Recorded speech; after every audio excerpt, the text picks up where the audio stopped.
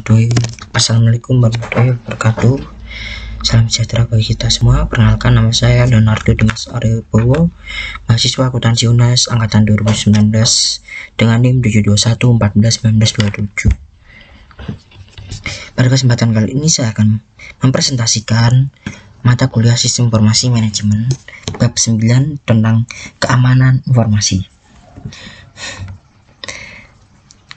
Kita harus mengetahui terlebih dahulu apa tujuan dari mempelajari materi ini, yaitu yang pertama memahami kebutuhan organisasi akan keamanan dan pengendalian.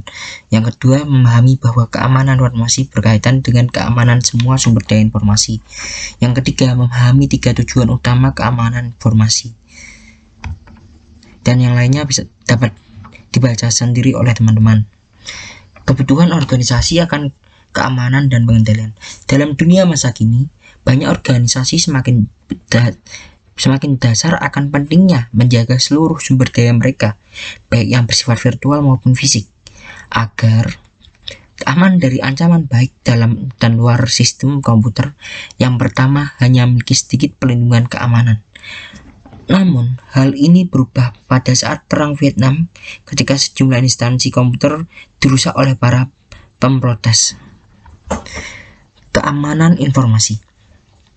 Saat pemerintah dan kalangan industri mulai menyadari kebutuhan untuk mengamankan sumber daya informasi mereka, perhatian nyaris terpukul secara eksklusif pada perlindungan piranti keras dan data, maka istilah keamanan sistem atau sistem security pun digunakan. Fokus sempit ini kemudian diperluas sehingga mencakup bukan hanya piranti keras dan data, namun juga piranti lunak, fasilitas komputer, dan personel. Tujuan keamanan informasi yang pertama, kerahasiaan. Perusahaan berusaha untuk melindungi data dan informasinya dari pengungkapan kepada orang-orang yang tidak berwenang. Berarti menjaga rahasia sumber daya perusahaan agar tidak mudah dicuri resep-resep atau rahasia-rahasia bisnis perusahaan tersebut. Ketersediaan. Tujuannya dari infrastruktur informasi perusahaan adalah menyediakan data dan informasi sedia bagi pihak-pihak yang memiliki wewenang untuk menggunakannya. Kemudian yang ketiga, integritas. Semua sistem informasi harus memberikan representasi akurat dan atas sistem fisik yang direpresentasikannya. Manajemen keamanan informasi. Seperti halnya cakupan keamanan informasi telah meluas, demikian juga pandangan akan tanggung jawab manajemen tidak hanya diharapkan untuk menjaga agar sumber daya informasi aman, namun juga diharapkan untuk menjaga perusahaan tersebut agar tetap berfungsi setelah suatu bencana atau jebolnya sistem keamanan. Aktivitas untuk menjaga agar sumber daya informasi tetap aman disebut manajemen keamanan informasi atau Information Security Management atau ISM. Strategi manajemen keamanan informasi seperti digambarkan pada bagan ini. Yang pertama, kita harus mengidentifikasi ancaman. Kemudian kita harus menentukan atau mengidentifikasi risiko. Kemudian menentukan kebijakan keamanan informasi. Setelah itu kita mengimplementasikan pengendalian. Itulah yang disebut manajemen risiko. Kemudian untuk kepatuhan terhadap tolak ukur, kita harus melakukan tolak ukur dulu, menentukan kebijakan keamanan informasi, dan mengimplementasikan informasi, dan hasilnya adalah kepatuhan terhadap tolak ukur. Ancaman keamanan informasi atau Information Security Threat adalah orang atau organisasi, mekanisme atau peristiwa yang memiliki potensi untuk membahayakan sumber daya informasi perusahaan. Jenis ancaman ada virus. Virus adalah program komputer yang dapat mereplikasi dirinya sendiri tanpa dapat diamati oleh si pengguna dan menempelkan salinan dirinya pada program-program dan boot sektor lain. Selain virus, ada terdapat pula worm, trojan horse, adware, and spyware. Risiko keamanan informasi atau Information Security Risk didefinisikan sebagai potensi output yang tidak diharapkan dari pelanggaran keamanan informasi oleh ancaman keamanan informasi. Pengungkapan informasi yang terotorisasi dari pencurian. Ketika suatu basis data dan perpustakaan peranti lunak tersedia bagi orang-orang yang seharusnya tidak berhak memiliki akses hasilnya adalah hilangnya informasi atau uang. Sebagai contoh, mata-mata industri dapat memperoleh informasi mengenai kompetisi yang berharga, dan kriminal komputer dapat menyelundupkan dana perusahaan. Persoalan e-commerce. E-commerce atau perdagangan elektronik telah memperkenalkan suatu perusahaan keamanan baru. Masalah ini bukanlah pelindungan data, informasi, dan perangkat lunak, tapi perlindungan dari pemalsuan kartu kredit. Menurut survei yang dilakukan oleh Gartner Group, pemalsuan kartu kredit 12 kali lebih sering terjadi untuk para retail e-commerce dibandingkan dengan para pedagang yang berurusan dengan pelanggan mereka secara langsung. Kartu kredit sekali pakai. Pada September 2000, American Express mengumumkan sebuah kartu kredit sekali pakai. Tindakan yang ditujukan bagi 60 hingga 70% konsumen yang mengkhawatirkan pemalsuan kartu kredit dari penggunaan internet. Praktik keamanan yang diwajibkan oleh Visa: memasang dan memelihara firewall, memperbarui keamanan, melakukan enkripsi pada data yang disimpan, melakukan enkripsi pada data yang dikirimkan, menggunakan dan memperbarui peranti lunak antivirus, membatasi akses data kepada orang-orang yang ingin tahu, memberikan ID unik kepada setiap orang yang memiliki kemudahan mengakses data, memantau akses data dengan ID unik, tidak menggunakan kata sandi default yang disediakan oleh vendor, secara teratur menguji sistem keamanan. Manajemen risiko: menganalisis kelemahan perusahaan tersebut, teridentifikasi aset-aset bisnis yang harus dilindungi dari risiko, menentukan tingkat dampak pada perusahaan jika risiko benar-benar terjadi. Kemudian yang keempat, menyadari risikonya. Seperti inilah skema penyusunan kebijakan keamanan. Ada inisiasi proyek kita untuk membentuk tim proyek. Maaf, ini tipe tim proyek. Kemudian juga kita harus membentuk komite pengawas proyek bagian keamanan. Kemudian di fase kedua, kita harus menyusun kebijakan dengan yang bertujuan untuk pihak-pihak berminat dan berpengaruh itu saling berhubungan.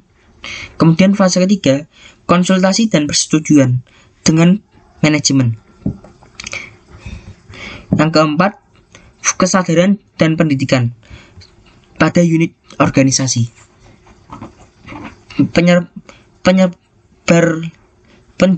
Penyebarluasan kebijakan untuk unit organisasi. Maaf, salah tulis.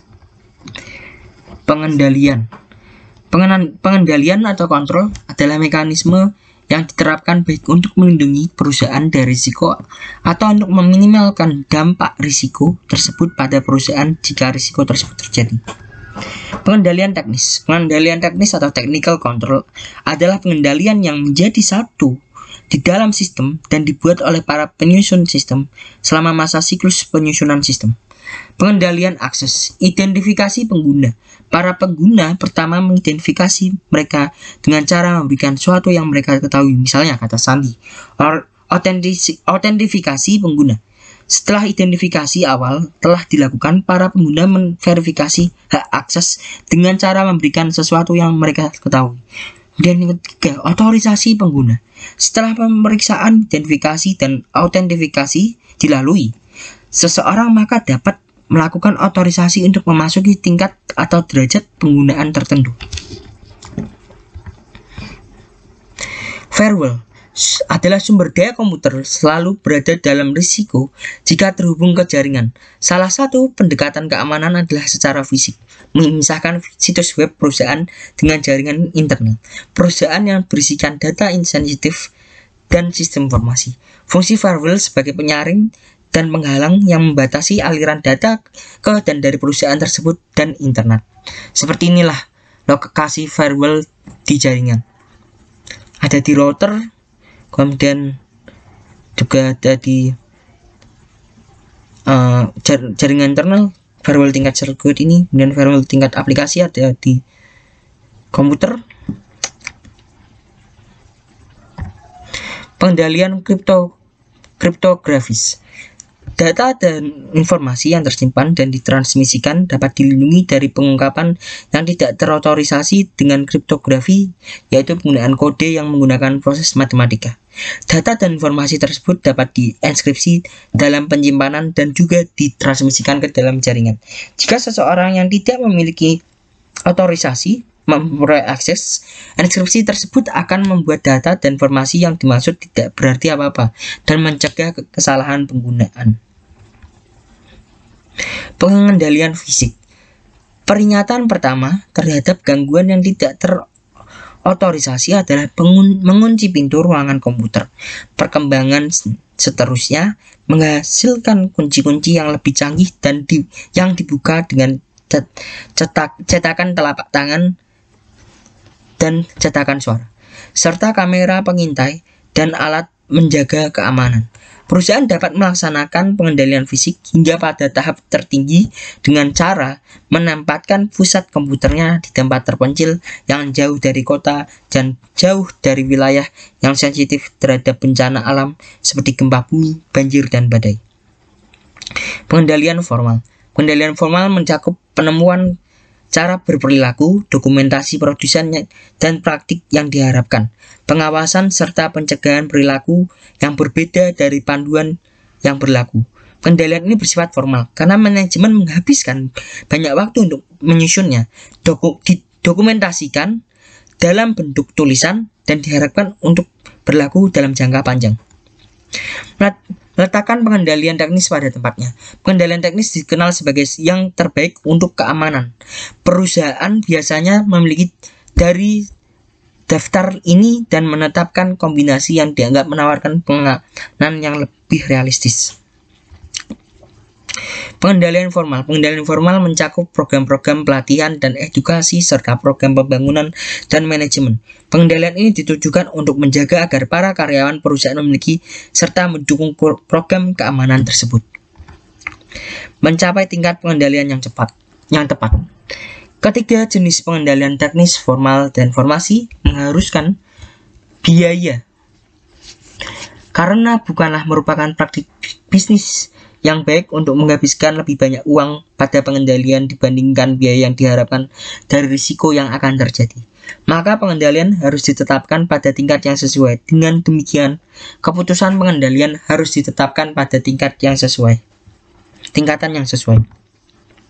Contoh tingkat target keamanan. BS7799 milik Inggris, BSI IT Baseline Protection Manual, COBIT, GASSP ISF Standard of Good Practice.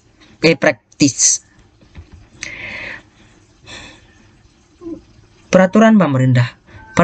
Pemerintah baik di Amerika Serikat maupun Inggris telah menentukan standar dan menetapkan peraturan yang ditujukan untuk menanggapi masalah pentingnya keamanan informasi yang makin meningkat, terutama setelah peristiwa 9 September dan semakin meluasnya internet serta peluang terjadinya kejahatan komputer. Beberapa di antaranya standar keamanan komputer pemerintah Amerika Serikat, Undang-Undang Anti Terorisme, Kejahatan dan Keamanan Inggris ATSTA tahun 2001. Standar industri. The Center of Internet Security atau CIS adalah organisasi yang didedikasikan untuk membantu para pengguna komputer guna membuat sistem mereka yang lebih aman. Bantuan diberikan melalui dua produk, yaitu CIS Benchmark dan CSI Scoring Tools. Sertifikasi profesional. Mulai tahun 1960-an, profesi TI mulai menawarkan program sertifikasi. 3 contoh berikut mengilustrasikan cakupan dari program-program ini. Asosiasi Audit Sistem dan Pengendalian, Konsorsium Sertifikasi Keamanan Sistem Informasi Internasional, Institut SANS. Meletakkan manajemen keamanan informasi pada tempatnya. Perusahaan harus mencanangkan Kebijakan manajemen keamanan informasi sebelum menempatkan pengendalian. Kebijakan ini dapat dibuat berdasarkan identifikasi ancaman dan risiko ataupun berdasarkan panduan yang diberikan oleh pemerintah dan asosiasi industri.